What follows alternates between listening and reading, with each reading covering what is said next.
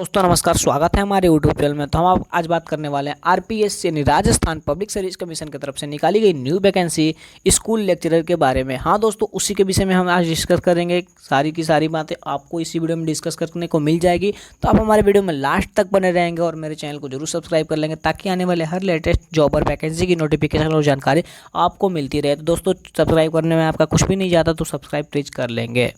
देख सकते हैं कि यही वो वैकेंसी है और यही वो उसका नोटिफिकेशन है, तो उसकी कंप्लीट जानकारी हम देने वाले थे। तो दोस्तों टोटल नंबर ऑफ पोस्ट 6000 है, जो बहुत बड़ी संख्या में वैकेंसी निकली गई है। 6000 के लिए निकाला गया है लेक्चरर के लिए, ठीक है, स्कूल लेक्चरर के लिए 6000 नंबर ऑफ पोस्ट की वैकेंसी है।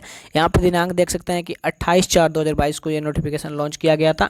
हम बात कर लेते हैं सब्जेक्ट वाइज सारी की सारी वैकेंसी है। तो बायोलॉजी में देख सकते हैं कि बायोलॉजी में टोटल नंबर ऑफ पोस्ट 162 है, ठीक है, 162 है। और उसमें भाई अलग अलग कास्ट कैटेगरी के हिसाब से उसको डिवाइड कर दिया गया है नंबर ऑफ पोस्ट के लिए। आप देख सकते हैं बायोलॉजी के लिए टोटल नंबर ऑफ पोस्ट 162 है। उसके बाद कॉमर्स के लिए 130 पोस्ट है, ठीक है, उसमें भी general, EWS, SC, ST, OBC और एमबीसी की कैटेगरी में डिवाइड कर दिया गया है। दोस्तों कोई भी डाउट हो तो कमेंट सेक्शन में जरूर पूछेंगे, समझ में नहीं है तो जरूर पूछेंगे। उसके बाद म्यूजिक सब्जेक्ट भी लिया गया है, तो म्यूजिक के लिए 12 पोस्ट है, ड्राइंग के लिए 70 पोस्ट है, एग्रीकल्चर के लिए देखें तो ये 280 पोस्ट है, ठीक है दोस्तों। Total number of post agriculture के लिए 280 है और उसी तरह से भाई डिवाइड किया गया है कास्ट कैटेगरी के हिसाब से, अलग अलग नंबर ऑफ पोस्ट है। उसके बाद ज्योग्राफी के लिए देख सकते हैं तो 793 पोस्ट है, ठीक है, यहाँ पे देख लेंगे ज्योग्राफी के लिए नीचे में 793 पोस्ट है दोस्तों, जो बहुत ही बड़ी वैकेंसी होती है। उसके बाद हिस्ट्री के लिए देखें तो 807 पोस्ट है, हिंदी के लिए देख लेंगे तो 1462 पोस्ट है, ठीक है दोस्तों। और इधर बैकलॉग वैकेंसी भी है, ऐसा नहीं है कि कुछ भी नहीं है, ठीक है। यहाँ पे देख सकते हैं एक सर्विसमैन के लिए, इधर भी राइट साइड के कोने में आप देख सकते हैं कि एक सर्विसमैन के लिए बैकलॉग वैकेंसी भी निकाली गई है, ठीक है। तो देख सकते हैं हिस्ट्री के लिए यहाँ पे हो गया, हिंदी के लिए 1462 पोस्ट है। उसके बाद पॉलिटिकल साइंस के लिए 1196 पोस्ट है, ठीक है दोस्तों, इसके लिए आप ध्यान रखेंगे, ठीक है। उसके बाद बात कर लेते हैं इंग्लिश के लिए, तो इंग्लिश के लिए 342 पोस्ट है, संस्कृत के लिए 194 पोस्ट है, ठीक है दोस्तों। तो ये बहुत बड़ी वैकेंसी है। 6000 पोस्ट के लिए टोटल नंबर ऑफ पोस्ट कितना है, 6000 है। आप किसी भी सब्जेक्ट में अप्लाई कर सकते हैं, आप इसके लिए एलिजिबल हैं दोस्तों, ठीक है। संस्कृत के लिए देख सकते हैं, केमिस्ट्री के लिए 122 पोस्ट है, होम साइंस के लिए यहाँ पे 22 पोस्ट है, ठीक है, और केमिस्ट्री के लिए 122 पोस्ट है, सॉरी फॉर दैट दोस्तों। उसके बाद देख सकते हैं फिजिक्स के लिए 82 पोस्ट है, 82। उसके बाद मैथ के लिए 68 यानी कि 68 पोस्ट है। उसके बाद इकोनॉमिक्स के लिए 62 है। उसके बाद साइकोलॉजी के लिए 13 पोस्ट है। पब्लिक एडमिनिस्ट्रेशन के लिए 9 पोस्ट है। पंजाबी, अब ये भाई दोस्तों लैंग्वेज के हिसाब से आ गया, ठीक है। पंजाबी के लिए 15 पोस्ट है, उर्दू के लिए 40 पोस्ट है। कोच रेसलिंग में 1 पोस्ट है। खो खो के लिए, खो खो कोच के लिए 1 पोस्ट है। कोच हॉकी के लिए 1 पोस्ट है। जिम्नास्टिक कोच के लिए दोस्तों 1 पोस्ट है। उसके बाद कोच फुटबॉल के लिए 3 पोस्ट है और फिजिकल एजुकेशन के लिए 112 पोस्ट है दोस्तों। ये बहुत ही बड़ी वैकेंसी मेरे को लग रही है, ठीक है। फिजिकल एजुकेशन के लिए 100, टोटल नंबर ऑफ पोस्ट कितने, 112 गाइस, ठीक है दोस्तों। बहुत बड़ी वैकेंसी के लिए बहुत सारे ऑप्शन भी दिए गए हैं आपको, ठीक है। एजुकेशनल क्वालिफिकेशन भी आपका होना चाहिए। देख सकते हैं कि एजुकेशनल अनिवार्य योग्यता के लिए यहाँ पे कोने में हम देख सकते हैं, थोड़ा जूम किया आपको दिखाने के लिए, ठीक है। फर्स्ट नंबर पे देखेंगे कि उपयुक्त पद क्रमांक संख्या 6 से 20 तक, ठीक है, 6 से 20 तक जो पोस्ट आते हैं उनके लिए पोस्ट ग्रेजुएट में पहले 6 से 20 तक आपको दिखाता हूँ कौन कौन से सब्जेक्ट के लिए आपके आते हैं, ठीक है। तो मैं 6 से 20 के लिए ऊपर आता हूँ और आपको दिखाता हूँ दोस्तों, ठीक है। यहाँ पे देख सकते हैं जियोग्राफी से लेकर geography, history, Hindi, political science, English, Sanskrit, chemistry, home science, physics, math, economics, psychology, public administration, Punjabi और उर्दू, इन्हीं के लिए यहाँ पे मैं क्वालिफिकेशन बता रहा था यही सब्जेक्ट के लिए, ठीक है। तो मैं और यहाँ पे नीचे आता हूँ, यहाँ पे देख सकते हैं कि पोस्ट ग्रेजुएट आपको होना चाहिए, रिकॉग्नाइज यूजीसी से आपको पोस्ट ग्रेजुएशन होना चाहिए, ठीक है। और आपको अगर आपने सब्जेक्ट से जो भी किया है तो उसके सब्जेक्ट से आपके पोस्ट ग्रेजुएट भी होना चाहिए, और आपने वो नहीं किया तो आपको डिप्लोमा एजुकेशन होना चाहिए। डिप्लोमा एजुकेशन इन भाई देख सकते हैं कि डिप्लोमा एजुकेशन भाई नेशनल काउंसिलिंग टीचर एजुकेशन से आपका भाई डिप्लोमा होना चाहिए, ठीक है। क्रम संख्या 1 के लिए क्वालिफिकेशन देख सकते हैं क्या क्या है, ठीक है। तो पोस्ट ग्रेजुएट और equivalent examination recognized by UGC with zoology, botany, microbiology. ये बायोलॉजी सब्जेक्ट के लिए मैं आपको क्लियरली बता दूं, अगर आपने बायोलॉजी सब्जेक्ट से अप्लाई करना है तो आपको ये क्वालिफिकेशन होना चाहिए, पोस्ट ग्रेजुएट और equivalent examination recognized by UGC. आपने पोस्ट ग्रेजुएशन किया है यूजीसी से, और सब्जेक्ट क्या होना चाहिए, तो जूलॉजी, बॉटनी, माइक्रोबायोलॉजी, बायोटेक्नोलॉजी, ठीक है। ये सब अगर आपके सब्जेक्ट हैं तो आप अप्लाई कर सकते हैं, ठीक है। और आपके ग्रेजुएट आप होने चाहिए, ठीक है। ग्रेजुएट का भी सब्जेक्ट वही रहेगा, जूलॉजी, बॉटनी, ठीक है।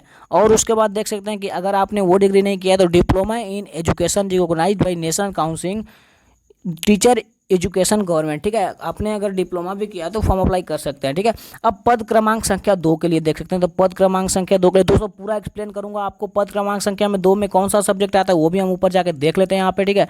पद क्रमांक संख्या 2 में कॉमर्स आता है जिसके लिए 130 पोस्ट है, तो हम नीचे आके उसकी भी क्वालिफिकेशन दोस्तों देख सकते हैं। पद क्रमांक संख्या 2 के लिए पोस्ट ग्रेजुएट और equivalent examination recognized by UGC in commerce. आपको पोस्ट ग्रेजुएशन होना चाहिए बाय यूजीसी इन कॉमर्स, यानी कॉमर्स के सब्जेक्ट से आपको पोस्ट ग्रेजुएट होना चाहिए विथ बीकॉम, ठीक है। बीकॉम आपको होना चाहिए, बीकॉम भी आपका होना चाहिए ग्रेजुएशन में भी, ठीक है। पोस्ट ग्रेजुएट होना चाहिए। उसके बाद अगर आपने यूजीसी किया है, यूजीसी किया कॉमर्स सब्जेक्ट से, तो आप अप्लाई कर सकते हैं दोस्तों। उसके बाद देख सकते हैं having at least 2 year subject of higher secondary education, ठीक है।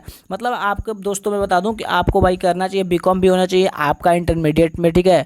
उसके बाद देख सकते हैं कि board of secondary education Rajasthan Ajmer commerce group, ठीक है दोस्तों। अगर वो नहीं है तो डिग्री और डिप्लोमा, डिप्लोमा आपने किया है ना नेशनल काउंसलिंग टीचर से, तो भी आप फॉर्म अप्लाई कर सकते हैं। उसके बाद पद दोस्तों कोई अगर डाउट हो तो कमेंट सेक्शन में जरूर पूछेंगे, हम आपको 100% सॉल्यूशन देंगे और पूरा वीडियो एक्सप्लेन करके बता रहा हूँ, इसीलिए मेरे चैनल को जरूर सब्सक्राइब कर लेंगे, अभी सब्सक्राइब कर लेंगे। उसके बाद देख सकते हैं पद क्रमांक संख्या 3 के लिए दोस्तों क्या है, पद क्रमांक संख्या 3 में कौन सा सब्जेक्ट आता है वो मैं बता देता हूँ आपको।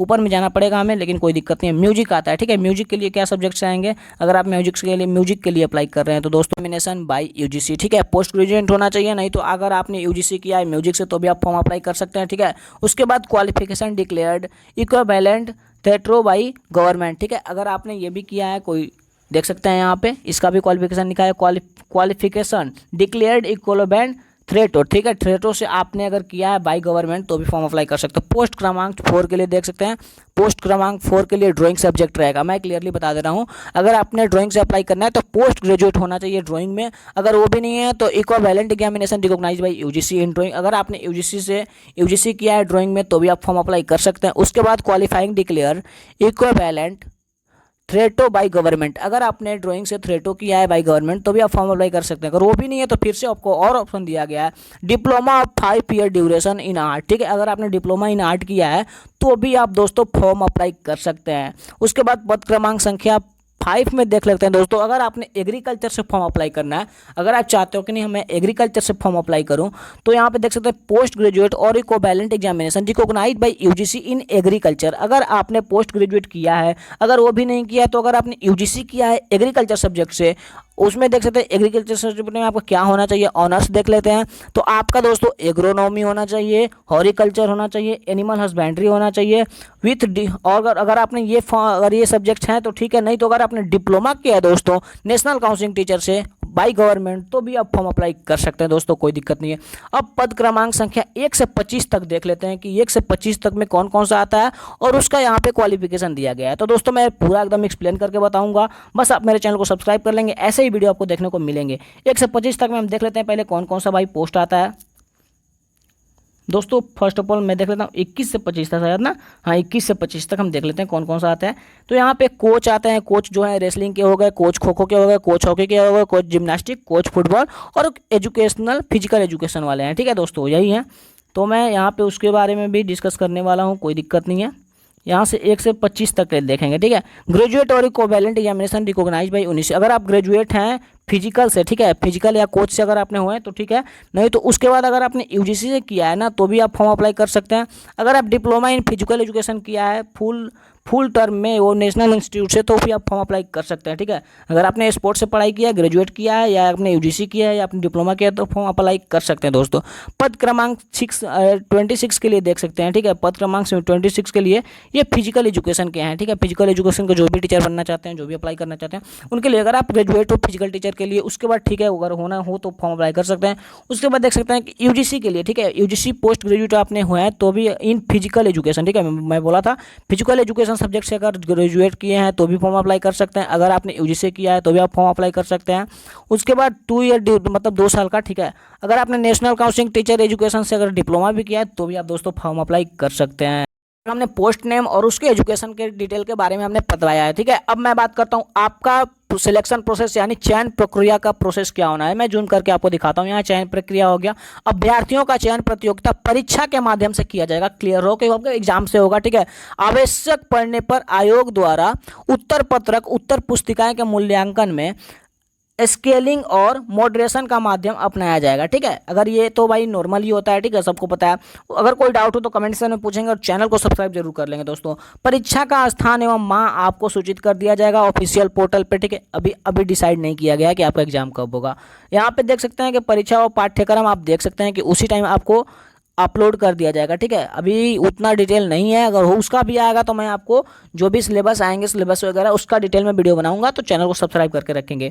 आवेदन की तिथि देख सकते हैं कि यहाँ पे 5/5/2022 से लेके 4/6/2022 के रात्रि को 12 बजे तक आपको मौका दिया जाएगा दोस्तों। ठीक है, 5 मई से स्टार्ट होगा, मई के बाद जून आता है, तो 4 जून तक आपका फॉर्म अप्लाई होगा। ठीक है, और ये आवेदन प्रक्रिया हो गया, जिसका भी मैं वीडियो बनाऊंगा 5 मई को, जैसे वीडियो आएगा उसका मैं फॉर्म फिलअप प्रोसेस भी बताने वाला हूं। तो दोस्तों चैनल को सब्सक्राइब करके रखना बहुत ही जरूरी है आपके।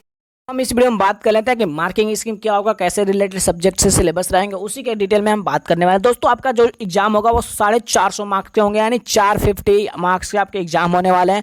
ये जो पेपर होंगे वो 2 शिफ्ट में होंगे। ठीक है, पेपर 1 और पेपर 2, 2 टाइप के पेपर होने वाले हैं। ठीक है दोस्तों, जो पेपर 1 होगा वो 300 मार्क्स के होगा। ठीक है, पेपर 1 जो है वो, सॉरी फॉर दैट, 150 मार्क्स से होंगे, और पेपर 2 जो है वो 300 मार्क्स से होंगे। ठीक है, और जो 1 मिनट आपके लिए एक सब क्वेश्चन पे दिया जाएगा। ठीक है दोस्तों, आप देख सकते हैं कि all the questions are multiple choice question, यानी कि सारे के सारे एमसीक्यू, यानी एक एक नंबर के क्वेश्चंस होने वाले हैं। निगेटिव मार्किंग देख सकते हैं, negative marking shall be applicable in evaluation answer for the every wrong answer 1/3, यानी कि 1/3 आपका मतलब कि माइनस मार्किंग रहेगा। यानी कि आप अगर 3 मार्क्स गलती करते हो, तो अगर आप 3 आंसर सही गलती करते हो तो आपका 1 नंबर कट जाएगा दोस्तों, इसका आप ध्यान रखोगे। ठीक है दोस्तों, अब पासिंग मार्क देख सकते हैं कि जनरल के लिए देख सकते हैं कि the minimum qualifying marks each paper shall be 40%। ठीक है, आपको 40% मार्क्स लाने होंगे क्वालिफाई होने के लिए। ठीक है, अब देख सकते हैं पेपर 1 में क्या क्या सब्जेक्ट्स होने वाले हैं। पेपर 1 में दोस्तों जो है Rajasthan, the history of Rajasthan and Indian history